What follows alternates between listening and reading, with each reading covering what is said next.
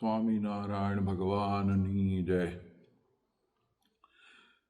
ઈશ્વર સ્વામીના જીવન જર્મરના આપણે 3 ભાગમાં વાતો સાંભળી. આજે એ જ વાતો પાછી આગળ વધારીએ. તો ઈશ્વર સ્વામીને લઈને આપણે જ ગઈ વખતે છેલ્લી વખત વાત કરી હતી કે ઈશ્વર સ્વામીને લઈને ઘણા બધાને બાપાશ્રીની ઓળખાણ થઈ અને બાપાશ્રીનું જ્ઞાન જેમ છે તેમ બધાને ઓળખાવ્યું. બાપાશ્રી નો જોડેનો એમનો જે સમાગમ, નિર્ગુણદાસ સ્વામી એ એમનો હાથ બાપાશ્રીના હાથમાં આપ્યો ત્યારથી લઈ અને સ્વામી આજ્ઞા કરી હતી કે તમે વર્ષમાં એક વખત તો જરૂર બાપાશ્રીનો સમાગમ કરવો. એટલે પોતે હંમેશા વડદિયા આવતા અને 15 દિવસ, મહિનો એમ રોકાતા અને બાપાશ્રીનો જોગ સમાગમ કરતા. અને એમના સમાગમમાં જે કોઈ હરિભક્ત આવે એ સૌને પણ પોતે બાપાશ્રીનો કેવો મહિમા છે એ અને મહારાજના સર્વોપરી જ્ઞાન અને જેમ બાપાશ્રી અનાદિમુક્તની સ્થિતિની વાત એ સૌને સમજાવતા. અને પછી પોતે એમ કહેતા કે એવા મોટા પુરુષ એ વૃષપુરમાં, બળદિયા, કચ્છમાં વિરાજે છે, એમનો સમાગમ કરવા. એમ કરીને પોતે બધાને ત્યાં મોકલતા. એવા ઘણા બધા મુક્તોના નામ આપણે જોયા કે જેમને ઈશ્વર સ્વામી દ્વારા બાપાશ્રીની ઓળખાણ થઈ હોય. એમાંના એક મુક્ત બેચરભાઈ ગજ્જર. તો એ બેચરભાઈ ગજ્જરની પણ વાત કરવી છે આજે, અને બીજી 1-2 પણ વાત કરીશું. તો બેચરભાઈ ગજ્જર તો હમણાં સુધી હતા. મારા પિતાશ્રીએ એમને મળવા ગયા હતા ત્યારે મારા પિતાશ્રી બિપિનભાઈ સ્વદાસ, એમની એવી એક રીત હતી કે પોતે જ્યારે એવા બાપાશ્રીના મળેલા હોય, સ્વામીના મળેલા હોય, એ બધા મુક્તો હોય, એમને મળવા જતા, એમની જોડે વાતો કરતા, પ્રશ્નો પૂછતા, એમને કેવા અનુભવ થયા એ બધી વાતો પૂછતા અને પછી આવીને પછી એ લખી દેતા. એ જમાનામાં એ ટેપ કરવાનું કે આજની જે મોબાઈલમાં વોઇસ રેકોર્ડ કરી લેવું એવું શક્ય નહોતું. તો બેચરભાઈ ગજ્જરને એ 22મી ઓગસ્ટ 1980 દિવસે મળવા ગયા હતા એમને ઘરે. તેઓ અમદાવાદમાં રહેતા હતા. ત્યારે એમને પપ્પાએ સ્વામી સાથેના એમના સંબંધ વિશેની વાત પૂછી હતી.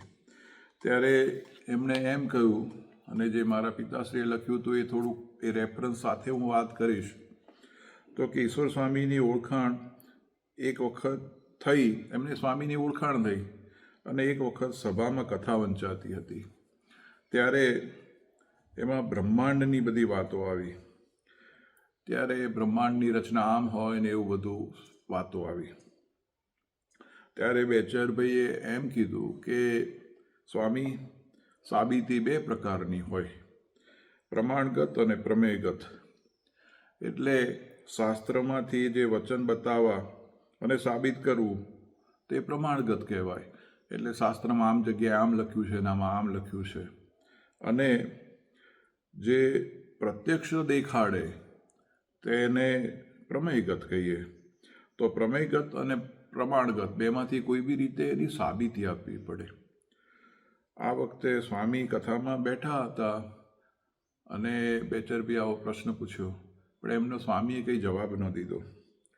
પણ એ વખતે બેચરભાઈને પોતે, બેચરભાઈ ગજ્જરને પોતે આમ મૂળ વૈષ્ણવ અને સરયુદાસ મહારાજના હેતવાળા હતા.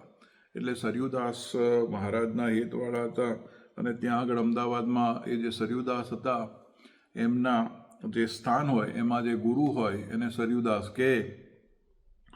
એટલે એના જે ગુરુ હતા એ ધામમાં ગયા, એને એના જે ચેલા હતા એનું પણ સરયુદાસ નામ એમની જોડે બેચરભાઈને સારી ઓળખાણ હતી, તો એ અને બેચરભાઈએ નક્કી કર્યું હતું કે ધોળકા પાસે એક ગામડું છે, ધોળી ભૂમળી એમનું એ ગામનું નામ, ત્યાં જવું અને એમ કે 6 મહિના એ ગામમાં રહેવું અને ત્યાં આગળ ધ્યાન ભજન કરવું. એવી રીતે એમણે એ સરયુદાસ જોડે નક્કી કર્યું હતું. પછી આ વખતમાં જ ઈશ્વર સ્વામી જોડે કથામાં આ રીતની વાત થઈ. પછી બીજે દિવસે એમને ધોળકા જવાનું હતું પેલા જોડે, સરયુદાસ મહારાજ જોડે. પછી પોતે ત્યાં આગળથી અમદાવાદથી ટ્રેનમાં બેસીને ધોળકા ગયા અને ધોળકાથી ગાડામાં બેસી અને જતા હતા. ત્યારે બેચરભાઈએ પપ્પાને કીધું હતું કે મને ધોળે દિવસે જાગ્રત અવસ્થામાં ઈશ્વર સ્વામીના દર્શન થયા. અને ઈશ્વર સ્વામીના કેવા દર્શન થયા તો કે સ્વામીના શરીરમાંથી તેજ છૂટતું હતું. Light was oozing out of his body, એવું એ વખતે પોતે બોલ્યા હતા કે સ્વામીના શરીરમાંથી તેજ છૂટતું હતું. અને તે તેજ તે કેવું હતું તો કે બેચરભાઈ કે એ બાળે એવું નહોતું, પણ 1000 ચંદ્રમાનું જેવું તેજ હોય એવું એ તેજ દેખાતું હતું. એટલે જાણે બીજું બધું પછી બીજું બધું દેખાતું બંધ થયું. પછી સ્વામીએ કીધું કે બેચર જો તું કહેતો હતો ને કે બ્રહ્માંડની રચના કેવી હોય, એમ કરીને સ્વામીએ મને આમ કીધું તો જાણે 14 માળની હવેલી હોય અને આખું એક બ્રહ્માંડ, એમ કે એરિયલ બોડી, આકાશમાં બધા આકાર હોય એવી રીતે હોરિઝોન્ટલ અપાર બ્રહ્માંડનું દર્શન સ્વામીએ મને કરાવ્યું. અને એવી રીતે સ્વામીએ મને પ્રમેયગત સાબિતી આપી. પછી મારા મનમાં એમ વિચાર થયો કે સ્વામીશ્રી આવા જબરા, અને સ્વામીશ્રી પોતે અબજી બાપાશ્રીનું અતિશય મહાત્મ્ય કહે તો એમના ગુરુ અબજી બાપાશ્રી કેવા, તો અબજી બાપાશ્રી કેવા તો પરમાત્મા શ્રી સ્વામિનારાયણ ભગવાન કેવા, એમ પોતે સ્વામિનારાયણ ભગવાન પ્રત્યેને એમને અતિશય અહોભાવ થયો. અને બાપાશ્રીની વાતો સાંભળેલી, પણ બાપાશ્રીને ક્યારેય તેઓ મળેલા નહીં. પછી આ રીતે સ્વામીએ ચમત્કાર દેખાડ્યો. પછી પોતે ધોળકાથી પાછા અમદાવાદ આવ્યા, સરસપુર સ્વામી વિરાજમાન હતા, ત્યાં ગયા અને પછી સ્વામી એમને કંઠી બાંધી વર્તમાન ધરાવ્યા. પછી એમને અતિશય આગ્રહ થયો કે મારે બાપાશ્રીને મળવા માટે ભુજ જવું છે. ત્યારે સ્વામીએ કીધું કે તમે કાગળ લખો, એટલે પછી એપોઇન્ટમેન્ટ લેવા માટે કે બાપાશ્રીને કે હું મળવા આવું કે નહીં. એટલે પોતે કાગળ લખ્યો, 1-2 કાગળ લખ્યા, પણ કોઈ કાગળનો જવાબ આવે નહીં. ત્યારે સ્વામીને કીધું કે સ્વામી મેં તો કાગળ લખ્યા પણ કાગળનો જવાબ તો આવ્યો નહીં. ત્યારે સ્વામી કે ત્યાં આગળ તો વૃષપુરમાં બાપાશ્રી હોય અને કોઈ હરિભગત આવે, બાપાશ્રી જવાબ લખાવે તો લખે. પછી મુનિસ્વામી વૃષપુર ગયા હતા. ત્યારે મુનિસ્વામીને બાપાશ્રીએ પૂછ્યું કે આ 3 કાગળ કોઈ બેચરભાઈના આવ્યા છે.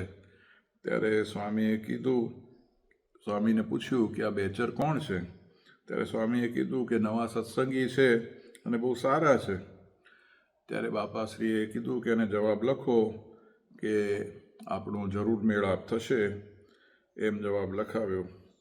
ત્યારે એ કાગળ જ્યારે બેચરભાઈને મળ્યો ત્યારે બેચરભાઈએ પોતે એમ કીધું કે વાંચ્યો અને પછી પોતે એને પધરાવી એ કાગળની પ્રદક્ષિણા કરી અને પોતે અતિશય ભાવ બતાવ્યો. એમ પોતાને ઈશ્વર સ્વામી દ્વારા બેચરભાઈને જે અનુભવ થયા હતા તેની આ વાત સ્વામી દ્વારા બાપાશ્રીની ઓળખાણ થઈ હોય એવા ઘણા બધા લોકો. એ જ રીતે એક બીજો પ્રસંગ, સ્વામી શ્રી બાપાશ્રી અંતર્ધ્યાન થયા પછી સંવંત 1994ની સાલમાં સ્વામી કરાંચી પધાર્યા હતા. કરાંચીના હરિભક્તોનો બહુ આગ્રહ હતો, બાપાશ્રી અંતર્ધ્યાન થયા હતા પછીની વાત છે. ત્યાંના હરિભક્તોએ બધાએ કીધું કે સ્વામી આપ ત્યાં પધારો. એટલે સ્વામી મંડળ સાથે એમનું આમંત્રણ સ્વીકાર કરી અને સ્વામી ત્યાં આગળ કરાચી પધાર્યા હતા. પછી ત્યાં કરાચીમાં ત્યાં હવા મંદર છે, ત્યાં હવા મંદિરમાં સમુદ્ર સ્નાન કરવા માટે બધા હરિભક્તો સાથે ત્યાં ગયા. ત્યાં એક ગુમ્મટ હતા, ત્યાં નીચે બેઠા હતા, બધા હરિભક્તો પણ હતા, હરિભક્તો બધા આવતા હતા.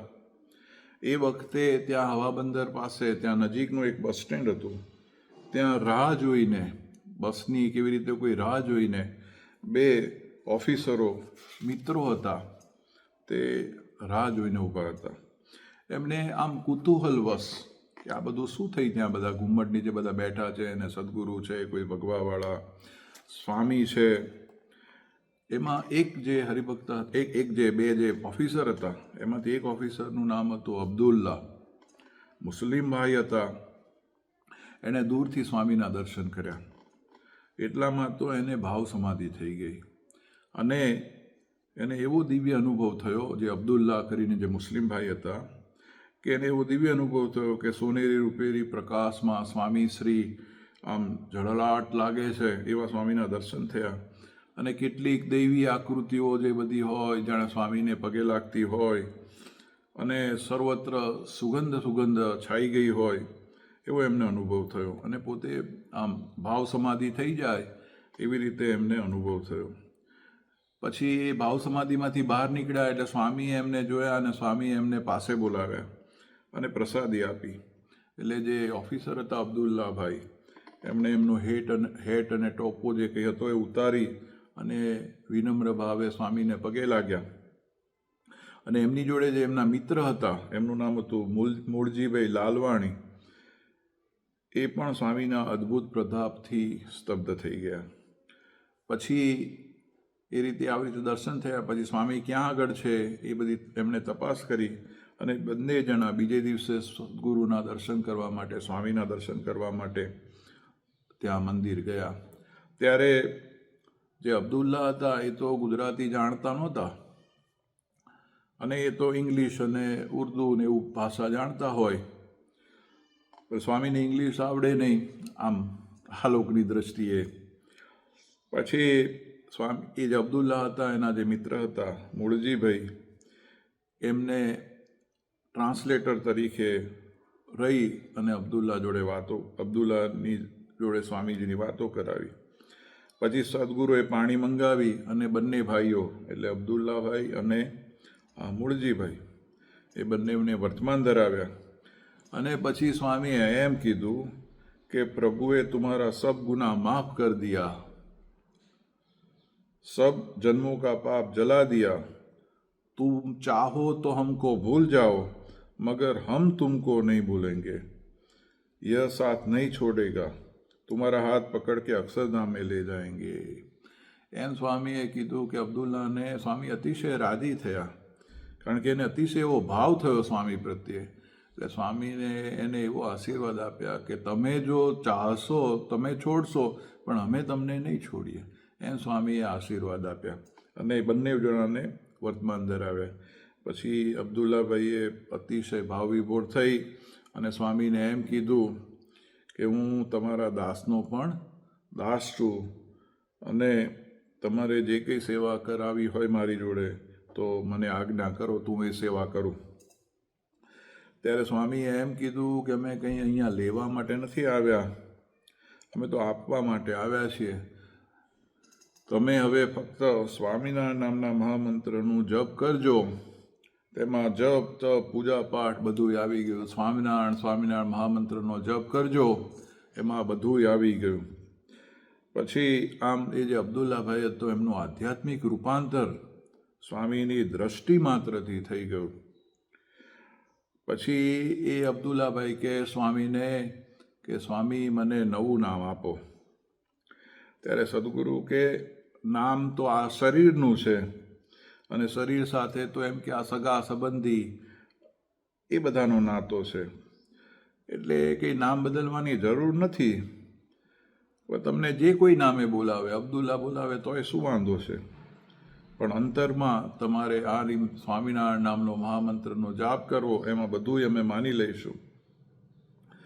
એમ સ્વામીના શબ્દથી એમનું અંતર બદલાઈ ગયું. એ બહુ મોટી વાત છે. એમ સ્વામીએ કીધું કે તમારા અંતરમાં આવો અતિશય ભાવ થયો, એ જ મોટી વાત છે. અને પણ તમને જો બહુ ઈચ્છા હોય તો તમારું નામ જે અબ્દુલ્લા છે, તો ઉપરથી સ્વામીએ કીધું આત્મારામ, એમ અબ્દુલ્લામાંથી આત્મારામ, એમ સ્વામીએ એમનું નામ કીધું.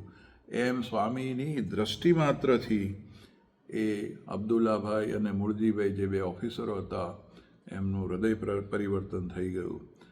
એવા સ્વામી અતિશય પ્રતાપી. અને સ્વામીની રીત એવી હતી કે અસાધારણ વ્યક્તિત્વ સ્વામીનું, અતિશય આકર્ષક. મુમુક્ષો હોય એમની વૃત્તિ સહેજે સ્વામી પ્રત્યે ખેંચાઈ જાય. અને સદગુરુ પ્રત્યે અહોભાવ પ્રગટે એવો સ્વામીનો અતિશય આકર્ષણ.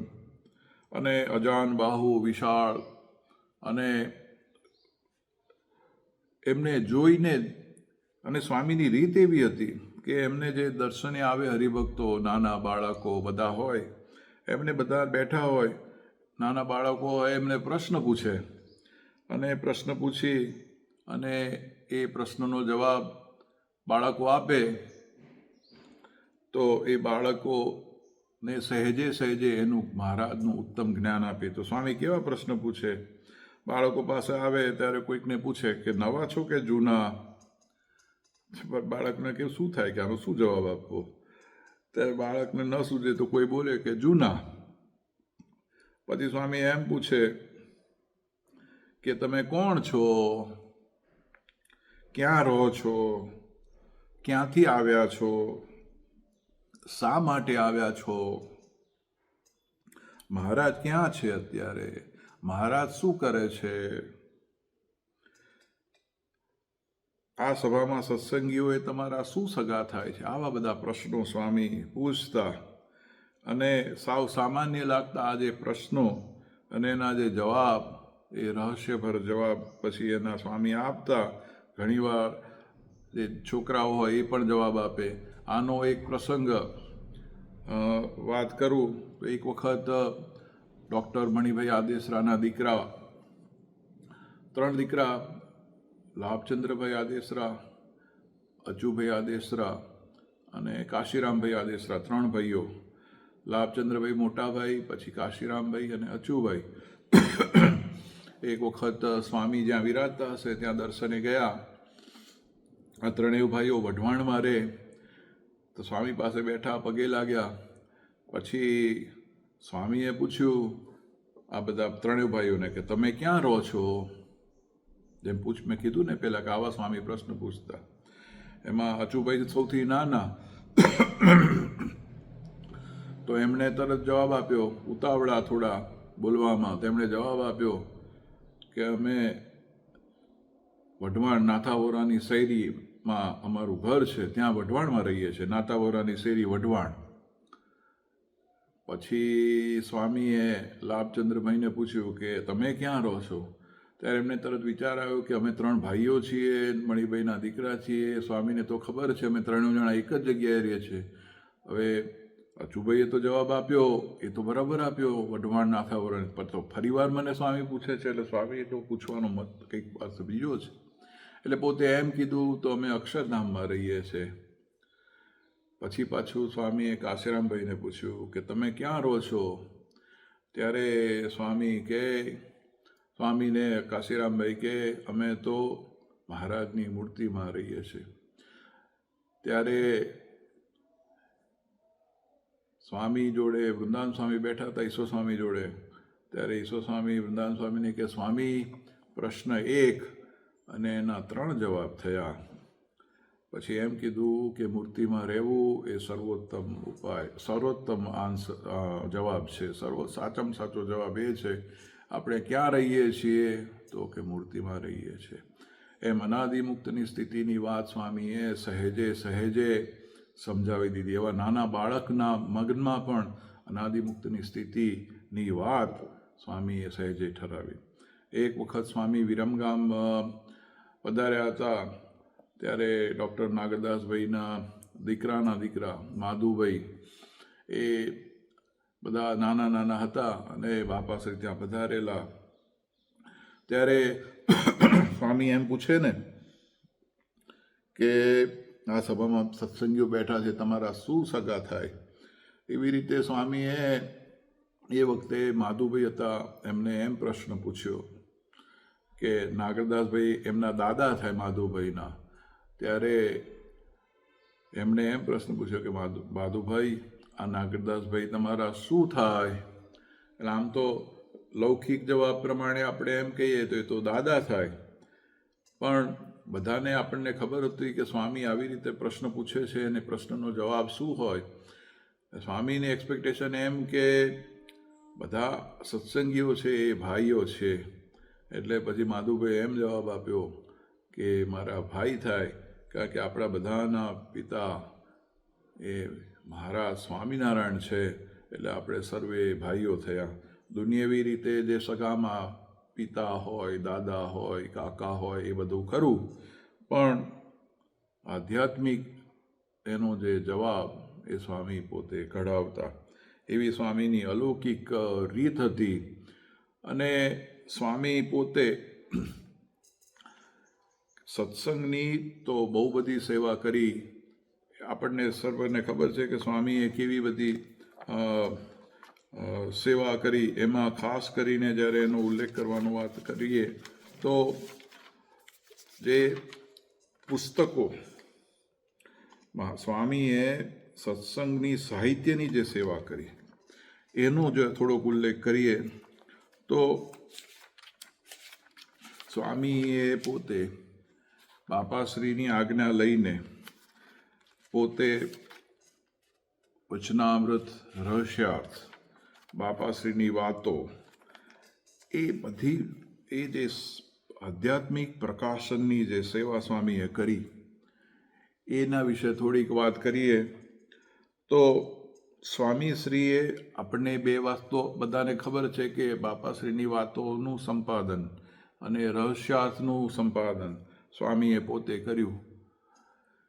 ઘણા લોકો એમ કહે છે કે સ્વામીએ વચનામૃત, રહસ્યાર્થમાં ઘણું બધું એમ કે જે લખ્યું છે એવું બાપાશ્રીએ ક્યાં કીધું.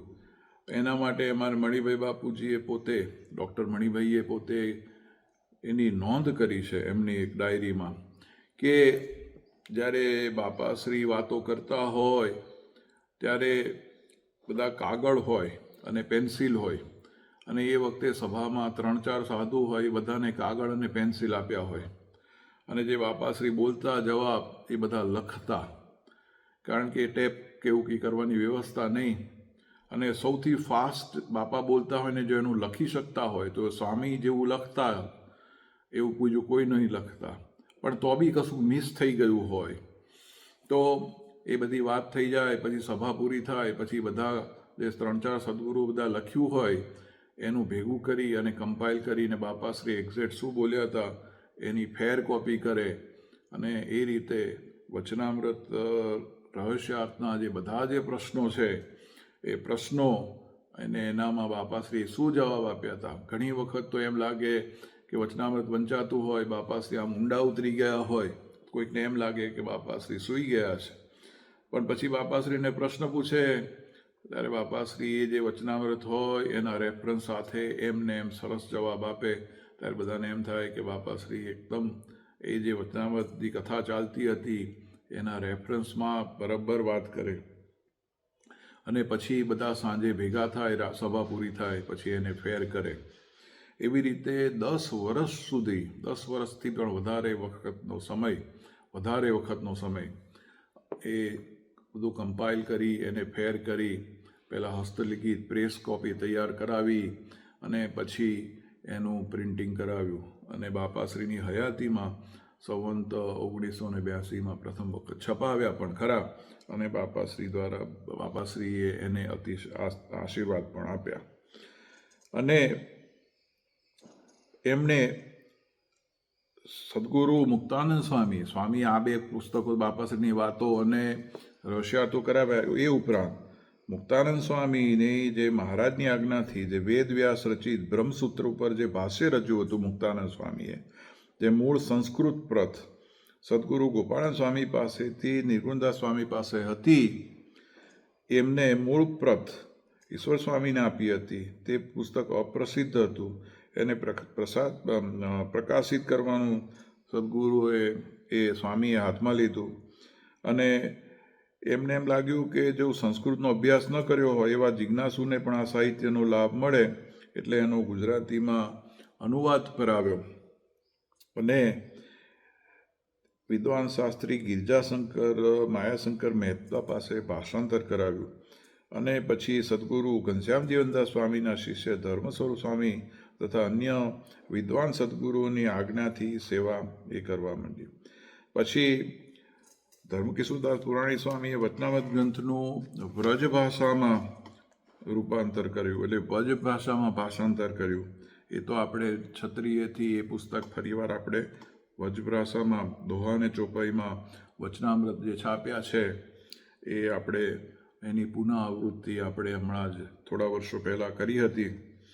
એ કરવામાં જે રાજકવિ જે પાલનપુરના લાખાજીભાઈના દીકરા કવિરાજ હમીરદાનજીની મદદ લઈ અને એ મૂડી રહ્યા અને આખા પુસ્તકનું ધર્મકિશોરદાસજી પુરાણી સ્વામી પાસે રહી અને એને સંશોધન કરાવ્યું અને એને છાપ્યું. પછી સદગુરુ ઘનશ્યામ જીવનદાસ સ્વામીના શિષ્ય ધર્મસ્વરૂપદાસ સ્વામીએ શ્રીજી સંમત વિશિષ્ટાદ્વૈત સિદ્ધાંત સાગર નામના પુસ્તકનું પણ જે નિર્માણ કર્યું, એનું સંશોધન પણ સદગુરુએ પોતાના હાથમાં લઈ અને કરાવ્યું. આમ પોતે ઘણા બધા પુસ્તકો પોતે કરાવ્યા અને સત્સંગમાં સાહિત્યની સેવા કરાવી. સંવંત 1992માં આ સાહિત્યની શ્રેણીમાં 3 પુસ્તકોમાં પોતે જે બ્રહ્મસૂત્ર ભાષ્ય ગ્રંથ એનું છાપકામ કરાવ્યું. પછી એનું અનુવાદ સાથે 456 પાનનું પુસ્તક છાપ્યું હતું અને શ્રીજી સંમત વિશિષ્ટાદ્વૈત સિદ્ધાંત સાગર એ પુસ્તકનું પ્રસિદ્ધ કરાવ્યું અને વ્રજ ભાષામાં આ જે વચનામૃત એ 3 પુસ્તકો તે સ્વામીની. પછી સ્વામીને એમ અતિશય આગ્રહ કે બાપાશ્રીનું જે જીવનચરિત્ર છે એ જીવનચરિત્ર છપાય, એના માટે પોતે અતિશય પ્રયત્ન કર્યો અને સોમચંદ બાપાને આજ્ઞા કરી. એટલે સોમચંદ બાપાએ એ પુસ્તકને 6 મહિના સુધી કચ્છમાં ફરી અને બીજા બધા બાપાશ્રીના મળેલા હેતવાળા હરિભક્તો પાસેથી બધી માહિતી એકત્ર કરીને પુસ્તક પોતે લખ્યું અને બાપાશ્રીનું જીવનચરિત્ર છપાવ્યું. એ છપાવવામાં સ્વામીની આજ્ઞા અને સ્વામીનો અતિશય આગ્રહ હતો. એટલે સ્વામી શ્રી અંતર્ધ્યાન થયા સંવંત 1998ની સાલમાં.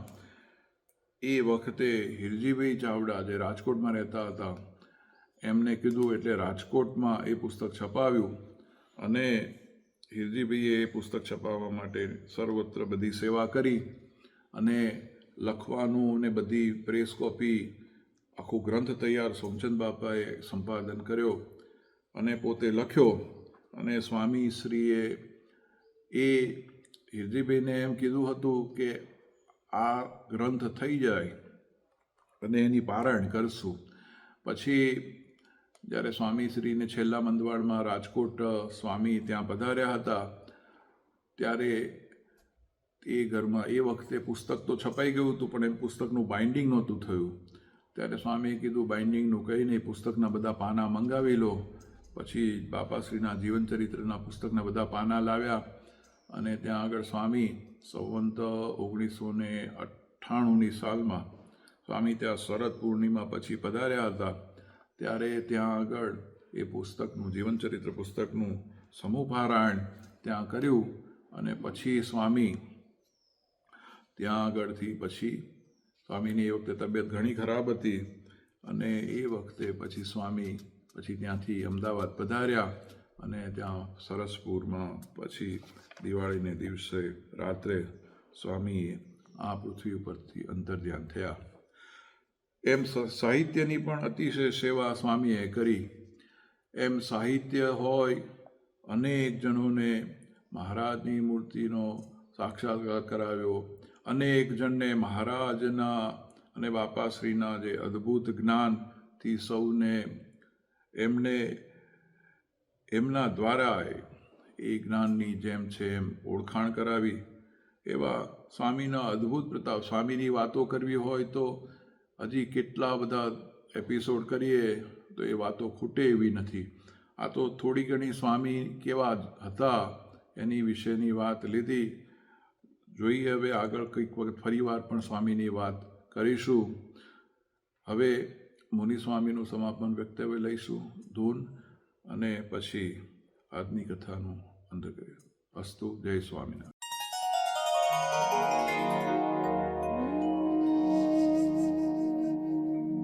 અનાદિ મુક્ત અને પરમીયકાંતિ મુક્ત એમાં ભેદ કેમ થયો છે? અનાદિ મુક્ત કહેવાના અને પરમીયકાંતિ કહેવાના કેમ? કેમ કે અનાદિ મુક્ત તો અનાદિકાળથી મૂર્તિમાં ગયા હોય એને તો અનાદિ કહેવાય. હમણાં નવા મહારાજને ભજી, મહારાજને કૃષ્ણની પ્રસન્નતા મેળવી, નવા અનાદિ મુક્ત થયા અને અનાદિ કેમ કહેવાય? અનાદિ હોય અને અનાદિ કહેવાય? એવો પ્રશ્ન થાય છે કે અનાદિ કેમ કહેવાય છે? ત્યારે એનો ઉત્તર એમ છે કે જયારે મહારાજ અનાદિ મુક્તિની સ્થિતિ સંભાળે છે ત્યારે એને આદિ ભાવ બધો ભૂલાઈ ગયા કે હું ક્યાં હતો, મારા ગુરુ કોણ હતા, કેમ ભગવાન ભજતા હતા, એ કઈ કેતા કઈ નથી. આ સાધન દિશા વાળા જીવને આગળ જન્મ ધર્યા છે પણ એ તે જન્મની સ્મૃતિ નથી. ત્યાં એ સ્થિતિમાં જાય ત્યારે આ લોકની કઈ સ્મૃતિ નથી. અનાદિનો શું આ છું એવો એનો ભાવ થઈ જાય છે. એટલે અનાદિ મુક્ત એને કહેવાય. એને આદિભાવ ભૂલાડે છે એમ પરમીયકાંતિ ને ભૂલાડે છે. પણ પરમીયકાંતિ ને કઈ આજનું કઈ સ્મૃતિ રહેતી નથી. એને મહારાજની મૂર્તિ કરે છે. આને આદિ અનાદિ કહેવાય, અનાદિ કેમ ન કહેવાય? તો એને અનાદિ તો કહેવાય, ન કહેવાય એમ નહીં. પણ બે મુક્તમાં ભેદ છે. એ ભેદ સમજાવવા સારું એની સંજ્ઞા નથી મહારાજે પાડી છે. એના નામ નોખા પાડ્યા કે અનાદિ ની સ્થિતિ તો બે ને કહેવાય છે. પણ અનાદિ મુક્ત ની સ્થિતિ હજી છે. એની પાસે ચેરા એને કોઈ કસવાનું. અને પરમીયકાંતિ છે એને વળી પંક્તિ હોય છે. મહારાજ અનાદિ ની પંક્તિમાં લે એટલી ખેડૂણી એને થાય છે. એટલો આદિભાવ ભૂલાણો આદિભાવ નથી. એટલો આજે એના પરમીયકાંતિ અનાદિ થયા એટલે પરમીયકાંતિ અનાદિ નથી. અને હું તો એક ની સ્થિતિમાં રહે તારે અનાદિ કહેવાય. ખેડૂણી છે એટલે એને પરમીયકાંતિ સ્થિતિ વળી છે. અને ઓલાની સ્થિતિ વીક છે એટલે પૂરી થઈ ગઈ છે. એટલે પૂરા અનાદિ છે. અનાદિ પણ એમનું છે. એટલે એમને અનાદિ કીધા આમને પરમીયકાંતિ સ્થિતિ આવી. સ્વામિનારાયણ સ્વામિનારાયણ સ્વામિનારાયણ સ્વામિનારાયણ સ્વામિનારાયણ સ્વામિનારાયણ સ્વામિનારાયણ સ્વામિનારાયણ